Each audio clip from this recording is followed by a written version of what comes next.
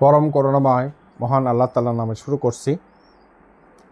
Bangladesh homeopathic পরিষদ জামালপুর জেলা শাখার শৈশবের উপজেলার সাপ্তাহিক ক্লাস আজকে। তো আজকের এই ক্লাসে আমরা একটা বিষয় নিয়ে আলোচনা করতে চাই। আলোচনাটা খুবই গুরুত্বপূর্ণ এবং প্রত্যেক চিকিৎসকের এটা জানা আবশ্যক। আমরা যদি আজকের আলোচনার শিরোনাম দিই তাহলে সুনির্বাচিত ওষুধ কি কি কারণে ব্যর্থ হয়। একটা ওষুধ আমি নির্বাচন করলাম, নির্বাচন করার পরে আমি রোগীকে প্রয়োগ করলাম, এই প্রয়োগের ক্ষেত্রে সঠিক নিয়মটা কি এবং এই নিয়মটা যদি আমরা অনুসরণ করি তাহলে আমাদের ব্যর্থতার জায়গা থেকে আমরা কিছুটা হলেও বা অনেকাংশে আমরা রিলিফ পাব।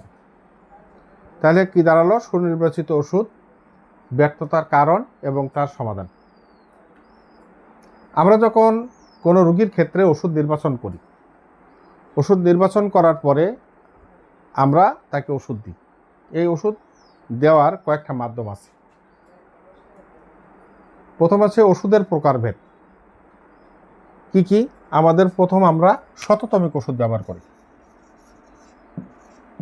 শততমিক। আর কি করি?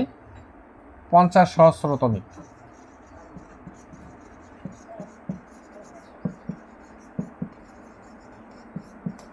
তমিক আর হচ্ছে বায়োকেমিক।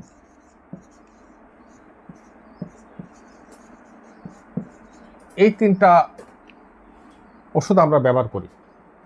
সাধারণত আমাদের যারা ডাক্তার আছে তাদের মধ্যে অধিকাংশ ডাক্তাররা এটা ব্যবহার করেন। আমি তাদের কথা বলছি যারা একটি মাত্র ওষুধ ব্যবহার করেন। যারা অনেক ওষুধ ব্যবহার করেন তাদের আলোচনা এখানে নয়, কারণ তারা কোনো আইনের মধ্যে পড়ে না। এখন অনেক চিকিৎসকের কাছে আমি জিজ্ঞেস করছি যে স্যার আপনি কয়টা ওষুধ ব্যবহার করেন একবারে? উনি বলছেন আমি একটি ওষুধ ব্যবহার করি।